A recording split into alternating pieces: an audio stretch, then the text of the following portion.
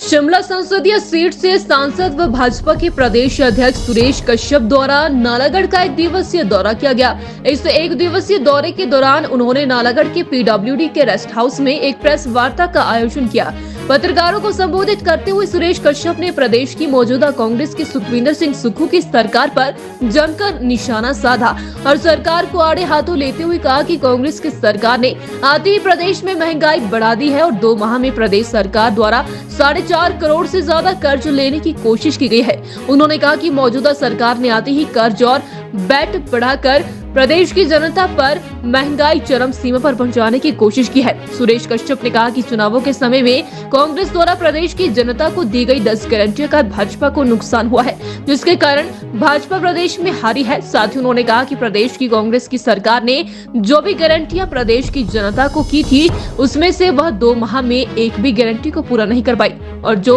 OPS व महिलाओं को 1500 रुपए प्रति माह देने के वादे के कारण प्रदेश की महिलाएं अपने आप को ठगा सा महसूस कर रही है। सत्ता की भावना की कदर न करते हुए उनके ऊपर आर्थिक बोझ भी बढ़ा रहे हैं और मैं समझता हूँ जो वादा इन्होंने किया था उसके वादा करते हुए वादा खिलाफी की। आज नालागढ़ में आज दून विधानसभा क्षेत्र में हमारा एक युवा संसद का कार्यक्रम था, जिसमें कि हमारे जिला सोलन के बच्चे जो यंग पार्लियामेंटेरियंस हैं उनका कार्यक्रम था। साथ ही अभी एक राजपुरा पंचायत में कबड्डी टूर्नामेंट है जिसमें हमको जाना है, तो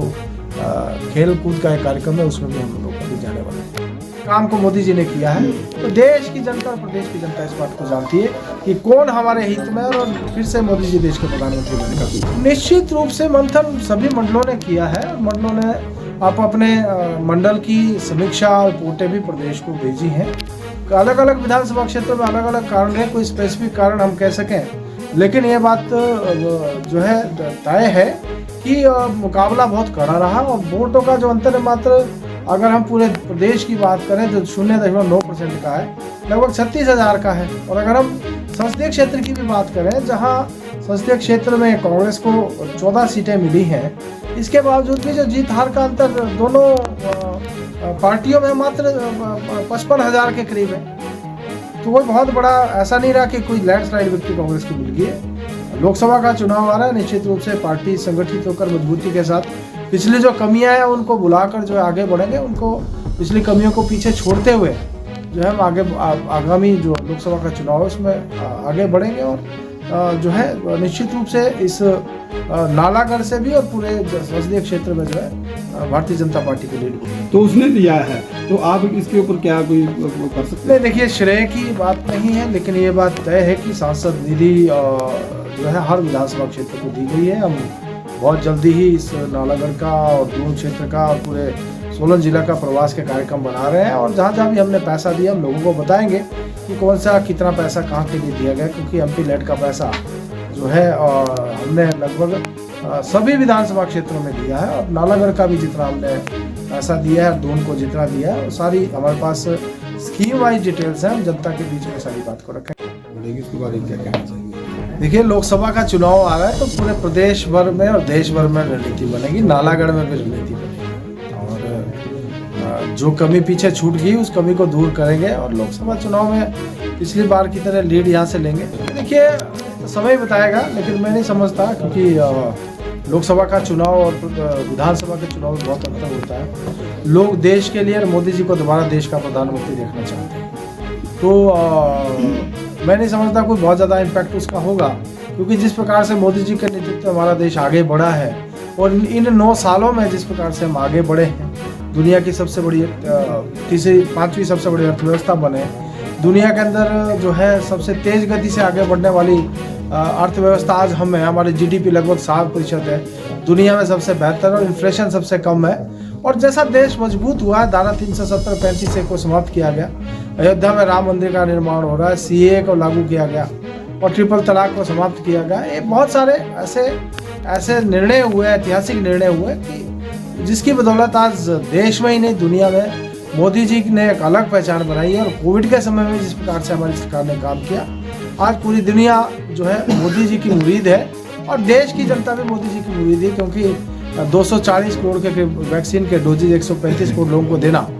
और मार्च 2020 से लेकर अगले वर्ष तक 80 करोड़ लोगों को 5 किलो अनाज और एक दाल देना, मैं समझा हूँ ऐसे कुछ तो वापसी लाने का प्रयास किया निश्चित जाएगा। रूप से हमारे कुछ लोग जो है पीछे भटक गए थे, लेकिन अभी सभी मुख्य धारा में आ रहे हैं। जैसा मैंने कहा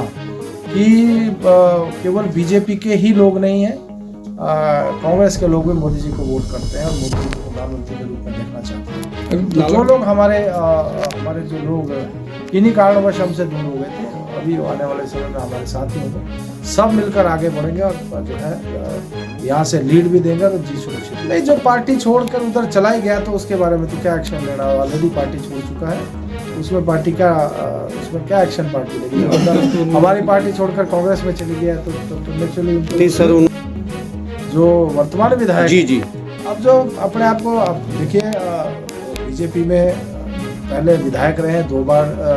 उन्होंने चुनाव लड़ा और इस बार जो है इंडिपेंडेंट चुनाव लड़ा है, तो ये तो वही तय कर सकते हैं कि वो किसके साथ हैं। लेकिन इतना तय है कि वो जब विधायक थे तो बीजेपी के विधायक रहे। देखिए पार्टी अलग अलग समय पर अलग अलग जो है विषय के ऊपर विचार करती है और सारे विषय ओपन रहते हैं और बाकी निर्णय जो है शीर्ष नेतृत्व लेता है। जो शीर्ष नेतृत्व के दिशा निर्देश होंगे उसके हिसाब से हम आगे बढ़ेंगे। तो देखिए जहाँ तक ओपीएस की बात है या जो महिलाओं को 1500 रुपये देने की बात है या जो 10 गारंटियाँ इन्होंने दी, तो निश्चित रूप से उसका नुकसान हमको हुआ है। और मैं समझता हूँ आज ये जो गारंटियाँ थी वो कांग्रेस के खिलाफ ही एक बहुत बड़ा मुद्दा बन चुकी हैं। 2.25 महीने की सरकार में एक भी गारंटी पूरी नहीं हुई है। महिलाओं को इन्होंने जिस प्रकार से बरगलाने का प्रयास किया, 1500 रुपये उनके खातों में डालेंगे, पहली कैबिनेट में निर्णय होगा, लेकिन अभी तक उसके ऊपर कोई निर्णय हो नहीं पाया है। और जिस प्रकार से इन्होंने महिलाओं के वोट लेने का काम किया, आज महिलाएं अपने आप को ठगा हुआ महसूस कर रही हैं। कर्मचारियों को